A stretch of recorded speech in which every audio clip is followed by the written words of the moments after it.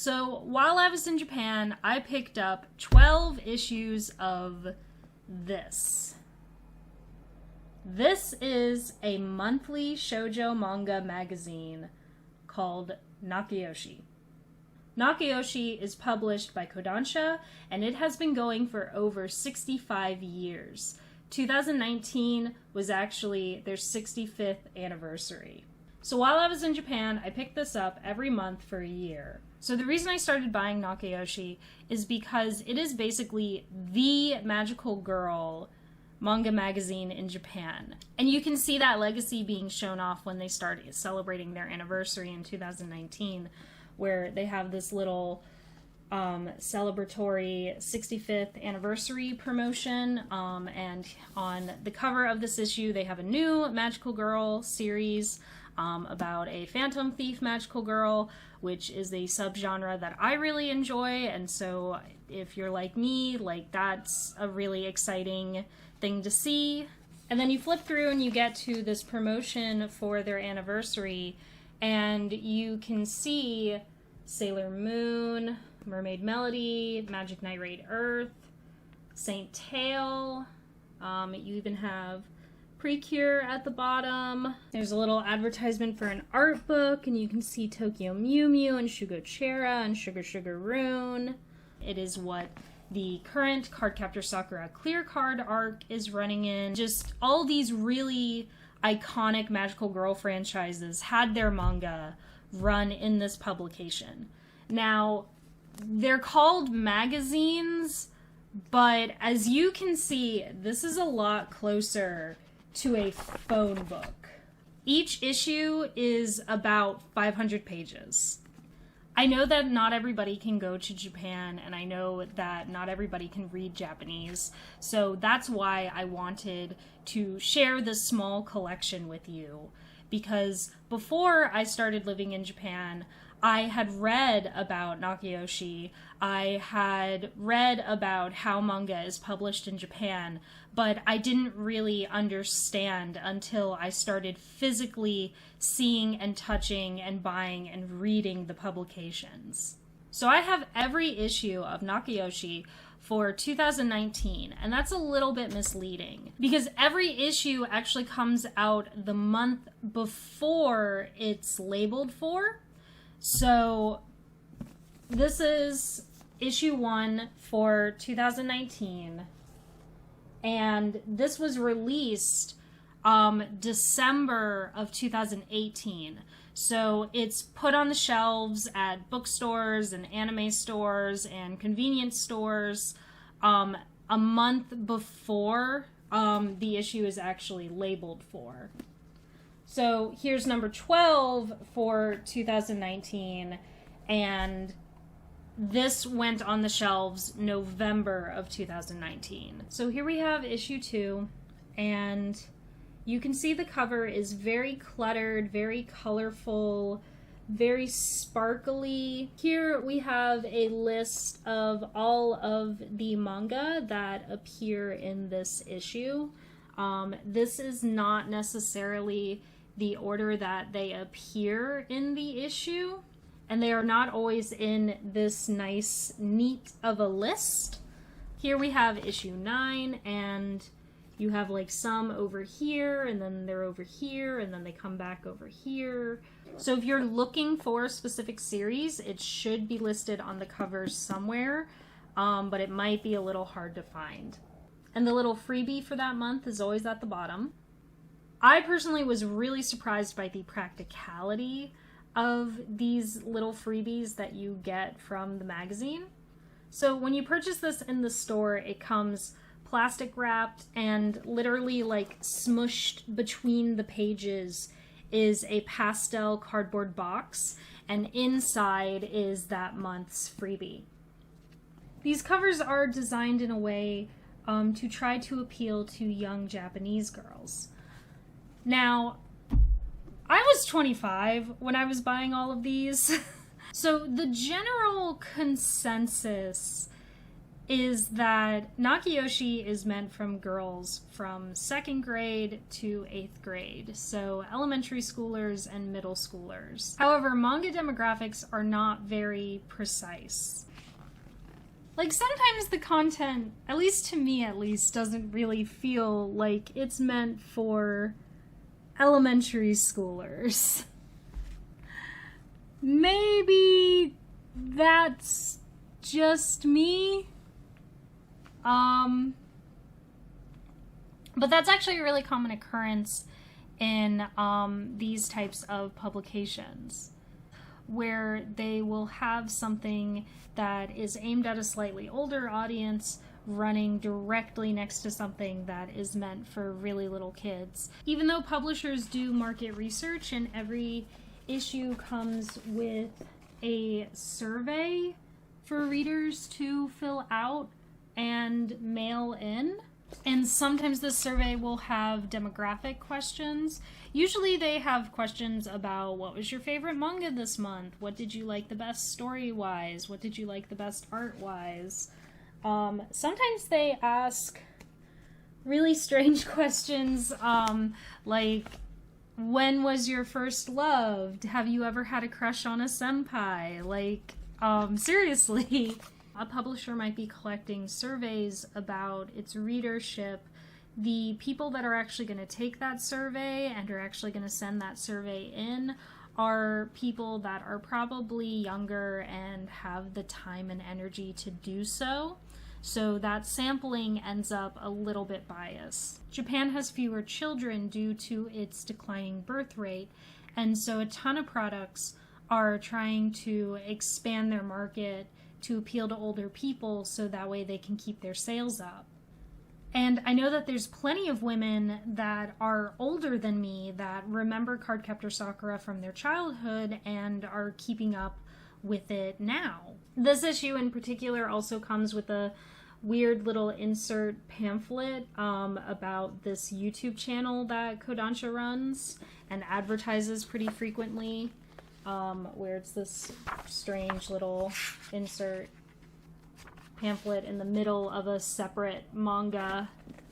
And this pamphlet is obviously meant to be ripped out. A lot of the pages in here are actually meant to be ripped out or cut out. Going back to volume 2, in that little beginning ads section, there's this little booklet about how to do your hair, because the freebie for this issue was a comb and a hair tie. And so this is meant to be ripped out. There's also a little board game. This whole thing is like a little board game board, and you're supposed to rip that out. And sometimes pages that aren't meant to come out all on their own. The binding of these is really cheap. It's just some kind of glue. I've had pages fall out of, a brand new issue that I just bought, and the binding just wasn't strong enough, and the pages just fall out. This is a page that is very much ready to come out. I don't know if you can see how unfortunate that binding looks and how that page is basically about to fall out. This publication is really, really cheap. Depending on how many series you want to keep up with, it's actually a pretty economical way to consume manga. Also, if you look in the corner, you can see the price.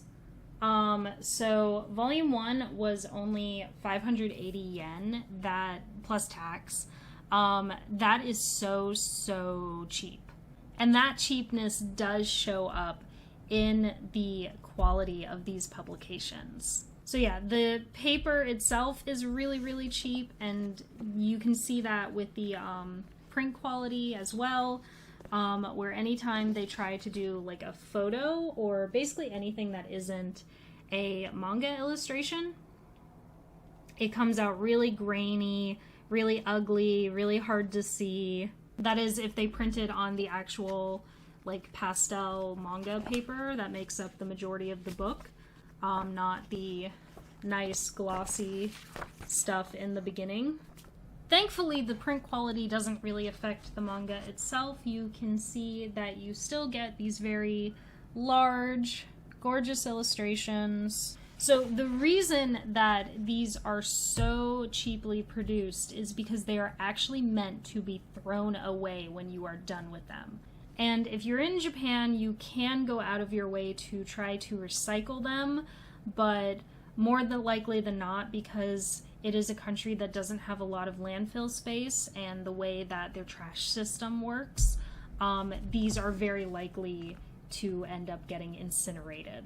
So because of their size, because each issue is so bulky and heavy, they aren't meant to be collected, because if you collected them for a few years, they would take up so much space in your house.